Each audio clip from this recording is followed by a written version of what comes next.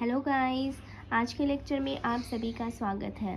पिछले लेक्चर में हमने देखा कि गोर्बाचोव और सोवियत संघ का विघटन, यानी कि सोवियत संघ के विघटन होने से गोर्बाचोव जो है उनका क्या इम्पोर्टेंट रोल रहा था वो हमने पढ़ा था शॉर्ट नोट्स के रूप में। अब हम एनसीईआरटी को कवर करने वाले हैं ताकि अच्छे से हमें समझ में आ जाए। ठीक है, तो जो गोर्बाचोव थे और सोवियत संघ का विघटन, तो मिखाइल गोर्बाचोव इसका कंप्लीट नाम है। ठीक है, ने इस व्यवस्था को सुधारना चाहा। इनकी सोवियत संघ की जो आर्थिक स्थिति थी वो बिगड़ चुकी थी 1970 के दशक के बाद। ठीक है, लेकिन मिखाइल गोर्बाचोव जो है वो इसको ठीक करना चाह रहा था। तो उसकी कोशिश क्या थी वो हम देख लेते हैं। वे 1980 के दशक के मध्य में सोवियत संघ की कम्युनिस्ट पार्टी के महासचिव बने थे। ठीक है, यानी कि मिखाइल गोर्बाचोव जो है वो 1980 के दशक के बाद जो कम्युनिस्ट पार्टी हुई थी, जो सोवियत संघ की पार्टी कौन सी थी, दूसरी कम्युनिस्ट पार्टी थी, तो उसमें महासचिव बने थे। ठीक है, पश्चिमी के देशों में सूचना और प्रौद्योगिकी के क्षेत्र में क्रांति हो रही थी और सोवियत संघ को इसकी बराबरी में लाने के लिए सुधार जरूरी हो गए थे। गोर्बाचोव ने पश्चिमी देशों के साथ संबंधों को सामान्य बनाने, सोवियत संघ को लोकतांत्रिक रूप देने और वहां सुधार करने का फैसला किया था। हमने देखा था कि सूचना और प्रौद्योगिकी है ना, इस मैटर के अंदर क्या है, अमेरिका जो है वो आगे था, लेकिन सोवियत संघ जो था वो अमेरिका की बराबरी कर रहा था। तो मिखाइल गोर्बाचोव ने 1980 के दशक के मध्य में कम्युनिस्ट जो पार्टी थी उसके सचिव बन गए थे। तो इन्होंने क्या किया, इन्होंने सोचा कि हम सोवियत संघ जो है इसमें और सुधार करना चाहते हैं। तो उसने क्या किया, इस बात पे जोर देना शुरू कर दिया और उसने पश्चिमी देशों के जो साथ जो संबंध थे उसको सामान्य बनाने की कोशिश में वो लग गए थे। ठीक है, उसको गोर्बाचोव चाहते थे कि जिस तरीके से अमेरिका जो है वो लोकतांत्रिक देश बना हुआ है उसी तरीके से हम सोवियत संघ को भी बनाना चाहते हैं, लेकिन आगे देखते हैं कि वो नाकामयाब कैसे रहे थे। ठीक है, इस फैसले की कुछ ऐसी भी परिणतियाँ रही जिनका किसी को कोई अंदाजा नहीं था। पूरी यूरोप के देश सोवियत संघ के हिस्से में थे। ये तो हमने पहले देखा था कि जो दो राष्ट्र हमने देखे थे, तो उसमें क्या हुआ था कि जो पूर्वी जो देश थे वो सारे के सारे सोवियत संघ के अंडर में आ गए थे। अब नेक्स्ट हम देखते हैं, देश की जनता ने अपनी सरकार और सोवियत नियंत्रण का विरोध करना शुरू कर दिया था। गोर्बाचोव के शासन रहते सोवियत संघ ने ऐसी गड़बड़ियों में उस तरह का हस्तक्षेप नहीं किया जैसा अतीत में होता था। पूर्व यूरोप की साम्यवादी सरकार एक के बाद एक गिर गई थी। सोवियत संघ के बाहर हो रहे इन परिवर्तनों के साथ अंदर भी संकट गहराता जा रहा था और इससे सोवियत संघ के विघटन की गति और तेज हो गई थी। गोर्बाचोव ने देश के अंदर आर्थिक, राजनीतिक सुधार और लोकतंत्रीकरण की नीति चलाई। इन सुधार नीतियों का कम्युनिस्ट पार्टी के नेताओं द्वारा विरोध किया गया। ठीक है, यानी कि कम्युनिस्ट पार्टी, सोवियत संघ के जो नेता थे उन्होंने लोकतांत्रिक, आर्थिक और राजनीतिक सुधार करने के लिए गोर्बाचोव ने जो प्रयत्न किए थे उसका विरोध करने लगे थे सोवियत संघ के नेताओं ने। तो ये जो चाल थी उनकी, ये अच्छा बनाने की सोवियत संघ को, तो ये भी उनकी फेल हो गई थी।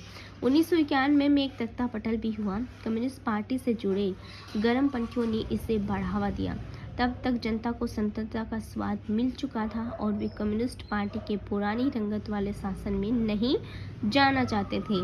यल्तसिन ने इस तख्तापटल के विरोध में महत्वपूर्ण भूमिका निभाई और वे नायक की तरह उभरे। रूसी गणराज्य ने, जहां बोरिस यल्तसिन ने आम चुनाव जीता था, केंद्रीकृत नियंत्रण को मानने से इनकार कर दिया था।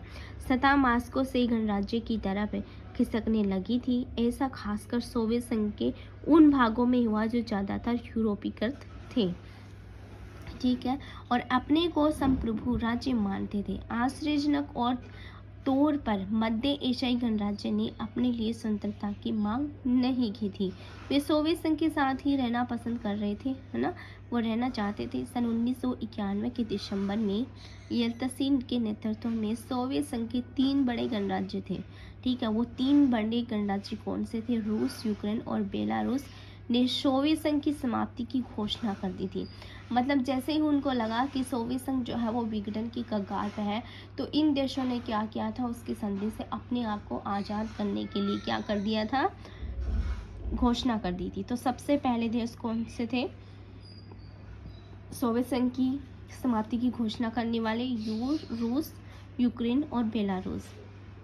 कम्युनिस्ट पार्टी प्रतिबंधित हो गई और परिवर्तित सोवियत गणराज्य। ठीक है, तो ये सब क्या था, ये सब हम उसके बारे में पढ़ रहे हैं। सोवियत संघ में ऐसी कौन सी स्थिति थी कि गोर्बाचोव जो थे अंतिम राष्ट्रपति सोवियत संघ के, वो ठीक करना चाह रहे थे, पर ऐसा कुछ हुआ नहीं। नेक्स्ट में क्या है, पूंजीवाद तथा लोकतंत्र को अपना आधार बनाया। ठीक है, साम्यवादी सोवियत गणराज्य के विघटन की घोषणा और संयुक्त राज्य के राष्ट्रकुल ठीक का गठन बाकी गणराज्य खासकर मध्य एशियाई गणराज्य के लिए बहुत आश्चर्यचकित करने वाला था। ये गणराज्य अभी संयुक्त राज्य के राष्ट्रकुल से बाहर थे। इस मुद्दे को तुरंत हल किया गया, इन्हें राष्ट्रकुल संस्थापक सदस्य बनाया गया। रूस को सोवियत संघ का उत्तराधिकारी राज्य स्वीकार किया गया। रूस को सुरक्षा परिषद, देखो क्या हुआ, सोवियत संघ का जैसे विघटन हो गया तो उसमें किसको जगह दे दी थी, रूस को। ठीक है, सोवियत संघ, अब इसमें क्या होना, रूस को सुरक्षा परिषद में सोवियत संघ को सीट मिली। ठीक है, सोवियत संघ की सीट मिली। ठीक है, जैसे ही रूस का जो सोवियत संघ का जो है वो विघटन होने के बाद में क्या हुआ कि रूस को ही उसको सोवियत संघ की जगह दे दी गई। उन सबको निभाने का जिम्मा अब रूस का था। सोवियत संघ के विघटन के बाद के समय में पूर्ववर्ती गणराज्य के बीच एकमात्र परमाणु संपन्न देश का दर्जा रूस को मिल गया। उसने अमेरिका के साथ परमाणु निरस्त्रीकरण की दिशा में कुछ कदम भी उठाए। सोवियत संघ अब नहीं रहा, पर दफन हो चुका था। तो आपने मोस्ट इम्पोर्टेंट बात देख ली होगी। तो हमने बात की थी ना एस के बारे में, राष्ट्रकुल, स्वतंत्र राज्यों के राष्ट्रकुल। तो उसकी जो फुल फॉर्म क्या है, कॉमनवेल्थ ऑफ इंडिपेंडेंट स्टेट। ठीक है, अब यहाँ पर कुछ दिया गया है हमें, ये भी हम रीड कर लेते हैं। ठीक है, कम्युनिस्ट पार्टी का एक अधिकारी मॉस्को से रवाना हुआ और सामूहिक खेती के एक फॉर्म पर आलू की पैदावार को दर्जा करने के लिए पहुंचा। किसान साथी, सवाल की पैदावार कैसी हो रही है, अधिकारी ने पूछा। मतलब क्या है कि ये वही बात बोल रहे हैं, है ना, ईश्वर की कृपा से आलू के पहाड़ लग गए हैं, किसान ने बताया। लेकिन ईश्वर तो होता ही नहीं। अधिकारी ने उनकी बात काटी, तो फिर आलू के पहाड़ भी नहीं होते, किसान ने उसके जवाब दिए। मतलब ये क्या हुआ, सोवियत संघ और अमेरिका के बीच में जो भी हो रहा था उसके लिए थोड़ा सा समझाने की इसमें कोशिश की गई है। फिर आता है सोवियत संघ के नेता। ठीक है, सोवियत संघ के नेता जिन्होंने किसका किया था, लोकतांत्रिक राजनीतिक और आर्थिक व्यवस्था जो मिखाइल गोर्बाचोव बनाना चाह रहे थे। तो सोवियत संघ के ये नेता जो थे उन्होंने क्या किया था, उसका विरोध किया था। तो निकिता खुश्चेव जो थे इस टाइम इसके सोवियत संघ के नेता थे। ठीक है, 1894 से 1971 तक। ठीक है, सोवियत संघ के राष्ट्रपति 1953 से 64 स्टालिन की नेतृत्व शैली की आलोचक 1956 में कुछ सुधार लागू किए। पश्चिमी के साथ शांतिपूर्ण सह अस्तित्व का सुझाव रखा। हंगरी के जन विद्रोह के दमन और क्यूबा के मिसाइल संकट में शामिल। ठीक है, तो हमने अब इसको एनसीईआरटी से भी देख लिया है। इसके क्वेश्चन इतने ज़्यादा तो नहीं है। हम सोवियत संघ का विघटन क्यों हुआ था इसके साथ ही इसके क्वेश्चन को ऐड कर देंगे, क्योंकि ज़्यादा क्वेश्चन इससे बन नहीं रहे हैं। मोस्ट इम्पॉर्टेंट ज़्यादा से ज़्यादा 5 से 6 क्वेश्चन ही इसमें बनने वाले हैं। तो नेक्स्ट लेक्चर में हम देखने वाले हैं कि सोवियत संघ का विघटन क्यों हुआ था। ठीक है, तो अब हम देख चुके हैं एनसीईआरटी और शॉर्ट नोट्स के रूप में कि गोर्बाचोव जो था वो क्या करना चाह रहा था सोवियत संघ की आर्थिक स्थिति को ठीक करने के लिए। एक बार फिर से मैं उसको रिपीट कर देती हूँ। गोर्बाचोव का मानना था कि अगर सोवियत संघ को हमें बचाना है तो उसके लिए हमें लोकतंत्र और राजनीतिक और आर्थिक व्यवस्था को ठीक करना होगा। लेकिन जैसे ही मिखाइल गोर्बाचोव ने ये करना शुरू किया तो जो सोवियत संघ के जो नेता थे उन्होंने उसका विरोध किया। तो उनकी ये जो उन्होंने ये सोचा था तो ये भी नहीं हो पाया। तो मोस्ट इम्पोर्टेंट रोल इसी में इन्होंने प्ले किया था। उसके बाद भी कुछ हो नहीं सका। अगर ऐसा हो जाता तो शायद सोवियत संघ का विघटन नहीं हो पाता। और दूसरी, सूचना प्रौद्योगिकी क्षेत्र में सोवियत संघ जो था वो अमेरिका से पीछे था, और इसी कारण से क्या हुआ कि जो सोवियत संघ के आम नागरिक थे उनका झुकाव जो है वो अमेरिका की तरफ होने लगा।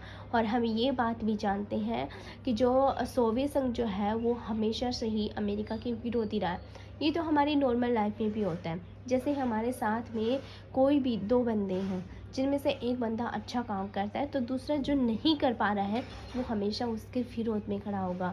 ठीक है, अगर वो उसके साथ मिल जाए तो ऐसी स्थिति पैदा नहीं हो, और वो भी उसके साथ मिलकर अपने आप को बेहतर बना सकता है। लेकिन ऐसा होता नहीं है, क्योंकि अगर ऐसा होने लगे तो इतिहास कैसे बनेगा। सो गाइस, ये हमने एनसीईआरटी से इस लेक्चर को कवर कर लिया है, और आई होप आपको अच्छे से समझ में भी आ गया होगा। So thank you guys.